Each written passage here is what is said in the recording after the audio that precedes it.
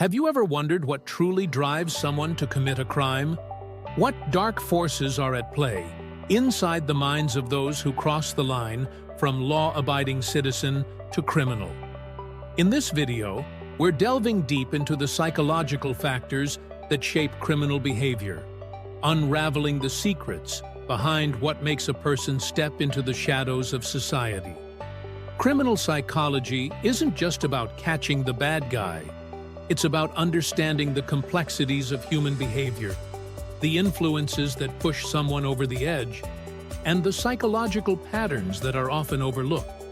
From biological predispositions to social and environmental factors, the story of a criminal is more intricate than you might think. Let's start with the biological factors.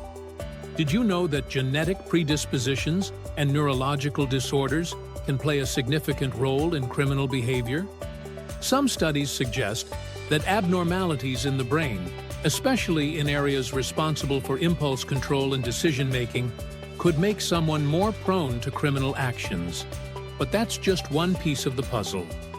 While biology might set the stage, it's the interaction with psychological and environmental factors that truly shapes a criminal mind. Biology alone doesn't determine fate.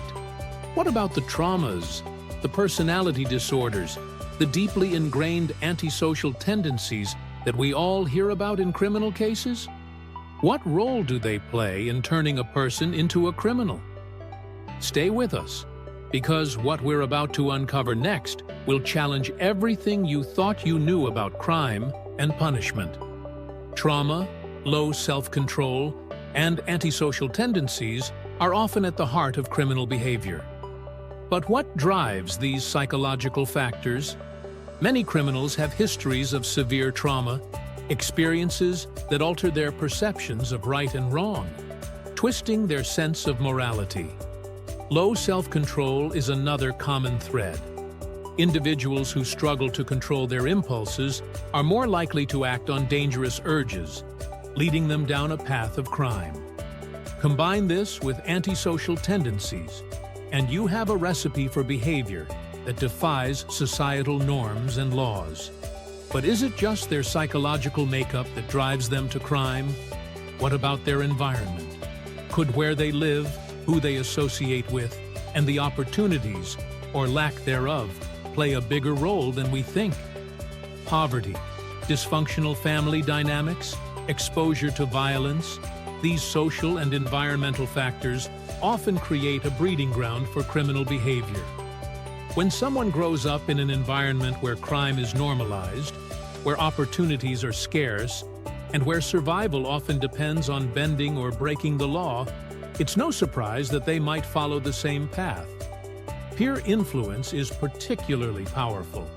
In a world where belonging to a group can mean the difference between life and death, the pressure to conform can push someone into committing acts they might never have considered on their own. So, if we can identify these factors, can we predict who will commit a crime? Can we create profiles that accurately capture the minds of criminals before they strike? The answer might surprise you. Psychological profiling is an art and a science.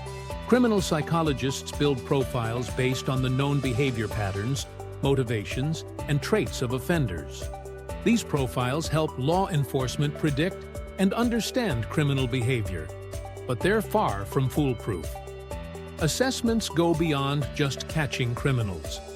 They're used to determine if someone is competent to stand trial, to evaluate their mental state during the crime, and to assess their risk of committing future offenses.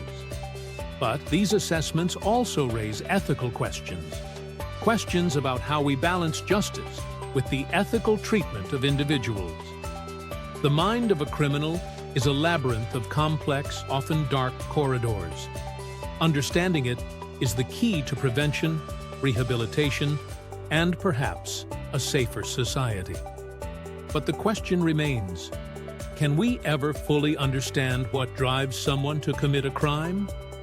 If you found this exploration into criminal psychology intriguing, make sure to hit the subscribe button and turn on notifications. In our next video, we'll dive into the controversial world of rehabilitation programs. Do they really work? Or are they just a band-aid over deeper issues? You won't want to miss it. Until next time, keep questioning, keep exploring, and never stop seeking the truth.